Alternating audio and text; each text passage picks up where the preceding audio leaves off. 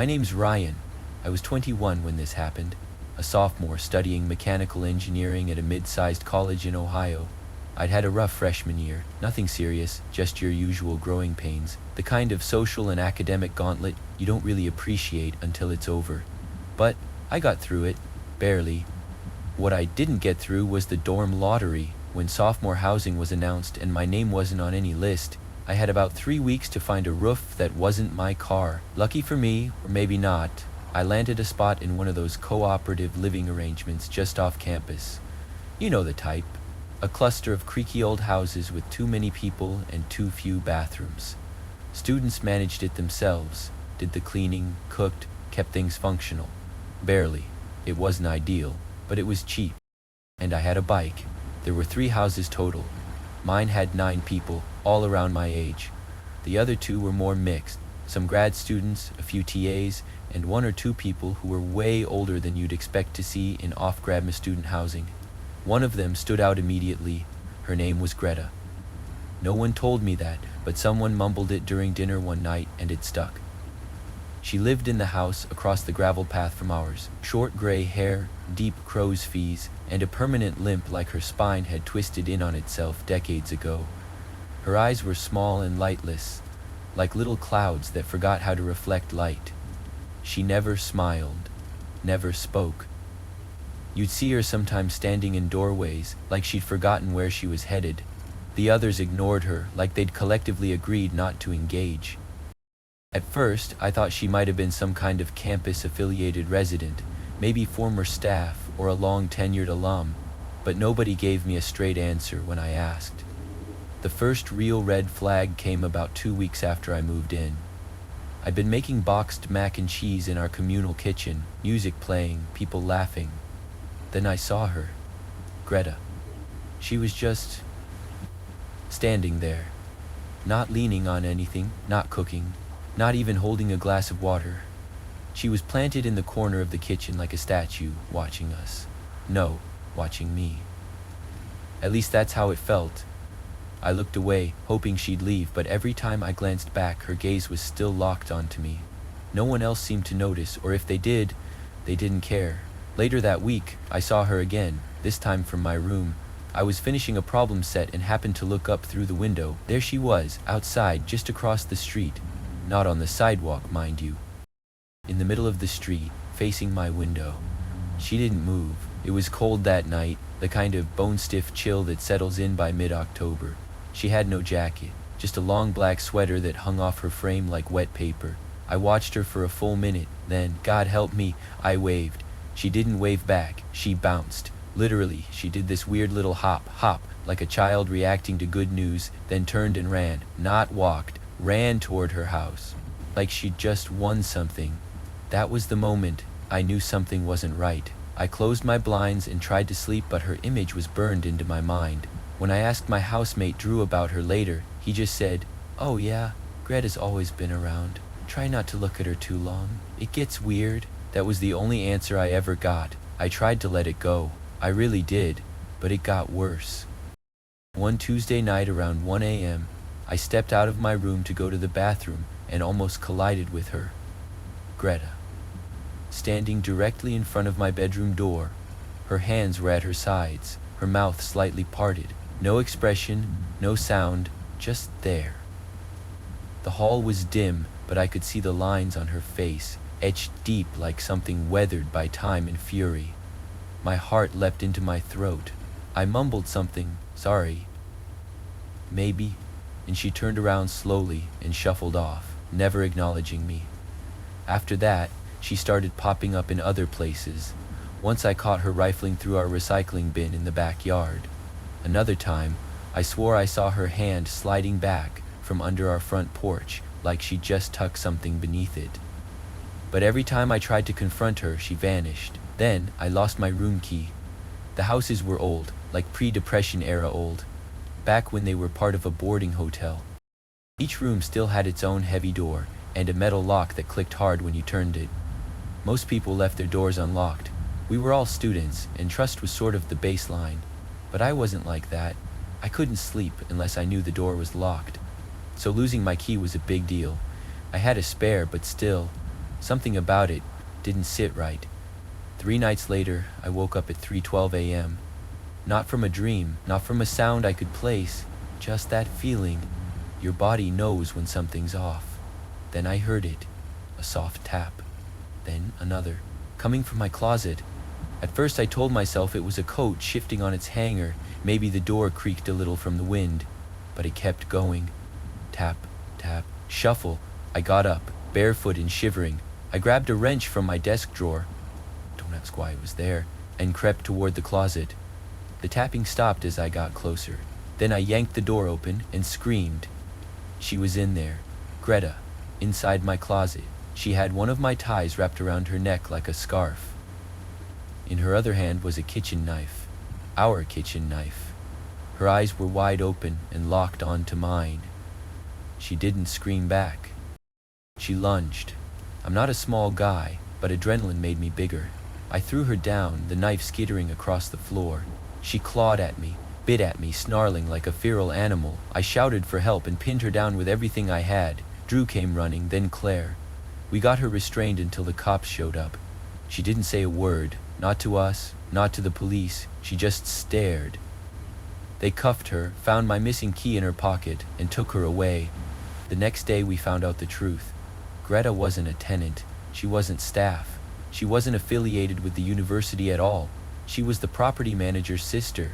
Diagnosed paranoid schizophrenic, had been living there illegally for over a year, in an unused storage room beneath the stairs of the second house. No medical care, no supervision.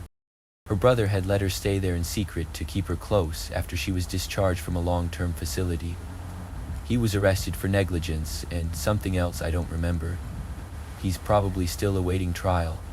Greta was sent to another institution, a real one this time. People asked me later if I was angry at her. I'm not. I'm angry at him. He fed her delusions, left her in the dark, alone, untreated, let her slip between the cracks and into our lives like smoke under a door. And I'm angry at myself for waving that night, for opening the closet door, for not trusting my gut sooner. But mostly I'm just grateful I lived. I'm graduating this year.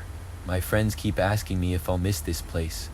I tell them yeah, but what I don't say is that sometimes, late at night, when the house creaks just right, I still think about the eyes behind the closet door, and I sleep with a chair pushed up against it just in case.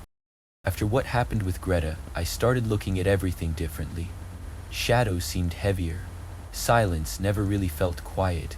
I'd always been a facts and figures kind of guy. Engineer's brain, you know. But after pulling a woman out of my closet with a knife in her hand and my tie wrapped around her throat, I began to question what I thought I knew about the world. I moved out of that co-op house before the end of the semester, transferred to online classes, took the rest of my credits remotely, and I told myself that I was just going to lay low, stay quiet, finish my degree in peace. But paranoia doesn't clock out, it lingers, even after the headlines disappear and the police reports collect dust. That's why, even months later, I still found myself obsessively scrolling through online forums, reading stories that felt eerily close to mine. That's how I stumbled across the post from Margaret. It was short, vague, written by someone too old to care about punctuation, but it hit something deep in my gut. She was asking if anyone remembered that girl from Wildwood Lane. Said she'd been arrested after stabbing her boyfriend and the whole thing had been swept under the rug. I reached out to her, told her I was a student, said I was writing a paper on localized crimes and community memory. A lie, sure, but she replied. Said she'd tell me everything, if I really wanted to know. What follows is her story, told in her words. I recorded our conversation and played it back so many times I could recite it. She didn't want to write it down, so I'm doing it for her, because some stories deserve to be remembered. My name's Margaret Dawson. I'm 62, retired, and I've lived in the same little house in Boulder, Colorado for over 25 years. My ex-husband still lives here too, which people think is weird, but it works for us. The kids are grown and gone. The neighbors are quiet. It's peaceful. Or, well, it was. The house across the street sat empty for years. Then, one day, this shiny black Tesla pulled up and out stepped Ethan, young guy, late 20s maybe, clean cut, the kind of face you see in those investment firm commercials. He introduced himself within the week, said he worked in finance, freelance, mostly online. He was polite, had one of those too nice smiles that made you wonder if he was just raised right or hiding something. But he never gave me or Ben any trouble. In fact, Ben liked him a lot. They talked stocks and football over coffee on our porch more times than I could count. Ethan seemed successful, but grounded. He worked from home, didn't party, kept the lawn nice. You couldn't ask for a better neighbor. Then she showed up. I noticed her car first, a white convertible, always parked haphazardly, like she was in a rush. She was pretty, no doubt about it. Blonde, slim, maybe mid-20s, but there was something about her I didn't like. Not because she was young or flirty or whatever people assume. No, it was the way she moved, like a cat that had already picked out the best place to strike. She came and went when Ethan wasn't home, let herself in with a key, stayed for a bit, left. At first I thought maybe she was house-sitting or helping him clean, but then I saw them together one afternoon and realized, oh, they're dating. That explained it, or so I thought. Not long after, I heard them yelling, loud, out in the driveway. She was in his face, jabbing her finger at him like a drill sergeant. He just stood there, hands in his pockets, head down. She got in her car, squealed off like a teenager in a fit. That should have been the end of it, but it wasn't. A few days later, her car was back, no sign of Ethan. This happened more than once. I told Ben. He said not to snoop, that if the boy wanted to get involved with a hothead, that was his problem. I didn't push it. Until the night the sirens came. It was close to 1 a.m. when I woke up. Red and blue lights flooded the bedroom window. I ran out, barefoot, robe flapping behind me. Half the neighborhood was outside. 2 cop cars, an ambulance. I could see them wheeling Ethan out on a stretcher. His shirt was soaked in blood. He wasn't moving, but he was alive, barely. Then they brought her out. Kendra. That's when I heard her name. She didn't scream, didn't cry, just stared forward like nothing had happened, like she hadn't just tried to murder him. They put her in the back of the cruiser and drove off. We didn't sleep that night. Ben made coffee at 2 a.m. like it was Sunday morning. I sat at the table shaking, not because I was scared, but because I hadn't said anything. I'd watched her go in and out for weeks, watched her walk into that house like she owned it, and I said nothing. Ethan came home a week later, stitches across his chest, arm in a sling. We brought him dinner. He let us in without a word, just nodded and stepped aside. The place was a mess, not like a fight happened, no broken lamps or flipped furniture, just this tension in the air, like every wall knew what it had seen. He sat us down and told us everything, said Kendra had copied his house key, said she went through his drawers, his emails, even his trash. He found a camera hidden in his bedroom smoke detector, another behind the TV. She'd been watching him, every day, every night. She tracked his phone, his bank statements, knew what time he left the house and when he came back. He told us she started demanding things, money, gifts, trips. When he said no, she'd show up unannounced. Cry, scream, then beg. He tried breaking it off, but she wouldn't accept it. That night she let herself in, waited in the dark. When he walked into his bedroom, she attacked him with a paring knife. He only survived because she missed his heart by half an inch. That's what the doctor said. Half an inch. After that, he moved out. Said he couldn't stay there, couldn't sleep in that bed. He looked at me and said something I'll never forget. I thought I was just dating someone beautiful. I didn't know I'd invited a ghost into my house. And then he left. We never saw him again. His name's still on the mailbox, but the house has sat empty ever since. No for sale sign, no rental listing, just dead silence. I still sit on my porch sometimes, hoping I'll see him again, just so I can say I'm sorry, for not speaking up, for not warning him, for pretending it wasn't my business. Because sometimes, that was where Margaret's story ended. She didn't ask for sympathy, she just wanted it off her chest, said it haunted her. That phrase stuck with me, invited a ghost into my house. It sounded dramatic until I remembered the woman I found in my closet. Greta had never spoken a word to me, but I'm sure now, if she had, it would have been something similar. These things don't start with blood, they start with silence. That's what connects all of this. Not the danger, not the violence, the silence we convince ourselves is safe. I listened to Margaret's recording 3 more times that night, and by morning, I was already planning a trip to Georgia. There was one more story I needed to hear. One more person who saw something and lived to talk about it. His name was Jordan. And what he found in that basement, well, I wasn't sure I even wanted to know, but I had to. After I spoke with Margaret, I didn't sleep for a while. Her story, like mine, wasn't just disturbing, it was familiar. It carried that same unnerving tone I'd come to recognize. The sense that something was wrong long before anyone did anything about it. The silence, the complicity, the way normalcy wrapped itself around something that should have set off alarm bells. But what stuck with me the most was how she ended our conversation. She said, "There's always one more door, Ryan. One more story no one talks about. You find it, you better decide fast if you want to open it." That's when I reached out to Jordan. I'd come across a Reddit thread where someone mentioned seeing a fake party, an open house, and something they wished they hadn't seen. It was buried in a sea of conspiracy nonsense, but I knew the voice, the way he wrote, detached but shaken. It took me a week to track him down. When I did, I asked if he'd talk. His first response was, "If I tell you, you won't believe me." I said, "Try me."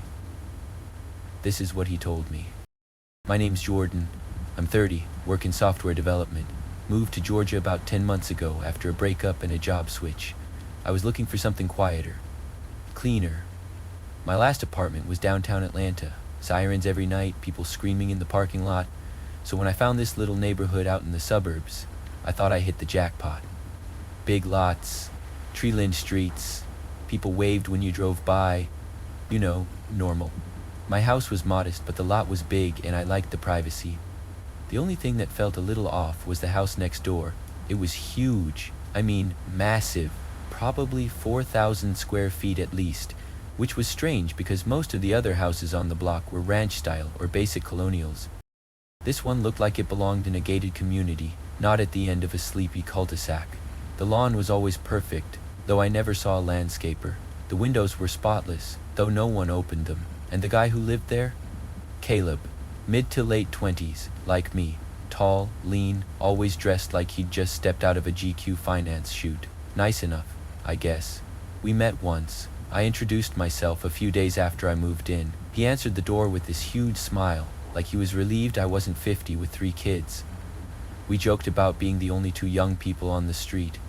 He said he worked in finance, but didn't explain. I asked if he lived alone, and he nodded. That surprised me. The house was way too big for one guy, but hey, maybe he was loaded. I asked him if he ever wanted to grab a drink, but he always declined, said he was busy. Every time I texted, he apologized for being slammed with work. I gave up after a few tries. Not in a rude way, just figured he wasn't interested. But something about Caleb stayed in the back of my mind. Maybe it was how his blinds never opened, or how no one ever came to visit, no packages, no takeout, not even a pizza. He lived like a ghost. And I would have left it at that if it hadn't been for that one Wednesday night. It was around 2 in the morning. I woke up to this pounding bass coming through my window. Thought it was a car at first, but it didn't move. It just kept going. I got out of bed and looked out the window, and there it was. Caleb's driveway, full of cars. 7, maybe 8. All lined up perfectly. The lights were on inside the house and music was blaring. Party music. Not a playlist, not background ambient, like full-on kegger music. People laughing, glasses clinking, even some whooping like they were playing beer pong. I was shocked. I'd never seen anyone at his place, not even once. And now it was like a frat house exploded next door. At first, I figured maybe it was a special occasion. Birthday, promotion, but then I realized it was Wednesday, middle of the week, and the volume was ridiculous. It wasn't just keeping me up, it had to be bothering the whole block. So I did something I usually wouldn't. I got dressed, walked over, and knocked. Nothing. I tried again. Still nothing. The music just kept going and I started to get this weird feeling, like something was off. Not wrong exactly, just off. I reached for the doorknob, fully expecting it to be locked. It wasn't. The door swung open. Inside was silence. I stepped in and all the sound, the music, the laughter was still blaring, but it wasn't real. It was coming from speakers hidden in different parts of the house, pre-recorded, manufactured, a fake party. There were shoes in the entryway, lots of them, all different sizes and styles, enough to match the number of cars outside, but no people, no coats, no drinks, no movement. The house was immaculate, empty, but the sound played on. I should have left then, I know that, but something pulled me further in. Curiosity maybe, or the gnawing thought that if I didn't see it for myself, I'd never sleep again. I moved through the house, careful not to make noise. Then I saw it. A door, slightly ajar, leading down to the basement. I stepped down slowly. The deeper I went, the more the music faded, replaced by something else, a mechanical whirring. Slow, steady, grinding. I crept closer until I could see light leaking from a room at the far end. I peeked through the crack, and I froze. 3 men, older, dressed in full protective gear, gloves, goggles, rubber aprons. They were standing around something I couldn't see, talking in low voices, moving like they'd done this before. The smell hit me next. Bleach, or something chemical, thick, metallic. My stomach turned. I backed up, inch by inch, but before I could reach the stairs, I felt it. The light behind me dimmed. The door had closed. I didn't wait. I ran, up the stairs, through the foyer, out into the yard. I didn't go home. I hopped my own fence, crawled in through the back, and locked every door. I turned off every light and watched. Minutes passed. Then the front door of Caleb's house burst open. 7 or 8 men came out. None of them were Caleb. All older, all dressed like the ones in the basement. They looked furious. Started arguing. One guy shoved another. I ducked behind the window, heart pounding. Eventually they went back inside. The music stopped, and the house went still. The next morning, every car was gone. So was Caleb. Days passed, then weeks. No one came. No mail picked up, no trash taken out. The lawn started to die, packages piled at the front door. I asked my neighbors if they'd heard the party. None of them had, not one. Even the couple with newborn twins said it was a quiet night. That's when I stopped sleeping. That's when I started checking the windows every hour. No cops came, no cleaning crew, just silence. And still, no sign of Caleb. I don't know what I saw that night. I don't know what those men were doing, or what they were standing around, but I know it wasn't legal. I know that music wasn't just a cover for noise, it was bait, a trap to make things seem normal, festive, safe. I don't know if they knew I was there. I don't know if they're watching. But I haven't told anyone, until now, because if I disappear, if I suddenly stop answering emails or my phone, you'll know why. I played Jordan's recording 3 times before it sunk in. Every piece of his story matched the pattern.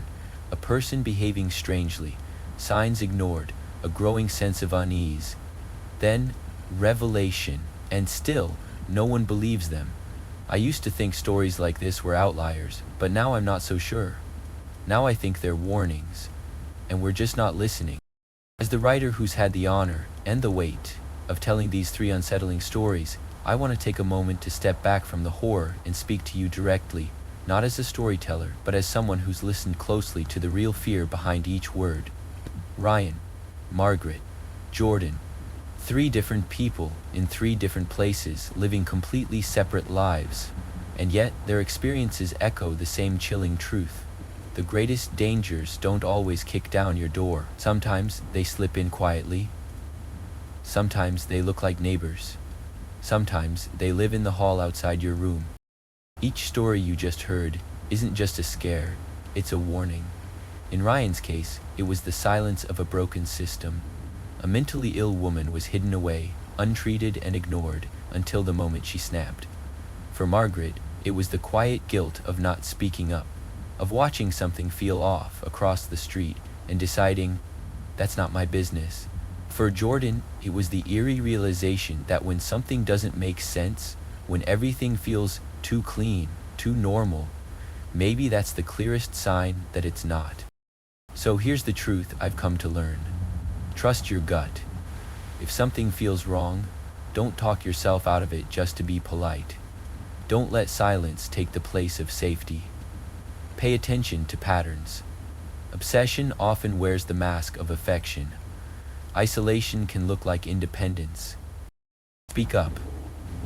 Whether it's about a neighbor acting strangely, a friend in a dangerous relationship, or a sound that wakes you in the night, say something. And if you're ever in doubt, lock the door, check the window, ask the question, even if it feels awkward, because the only thing worse than feeling paranoid is realizing too late that you weren't. From all of us at Enigma of the Unknown, thank you for staying with us through these stories. We don't share them just to scare you. We share them because real horror doesn't need ghosts or monsters. It just needs people who look the other way. If these stories resonated with you, we hope you'll keep listening, keep watching, and most importantly, keep paying attention. Until next time, stay curious, stay cautious, and don't ignore what's lurking just beyond the light.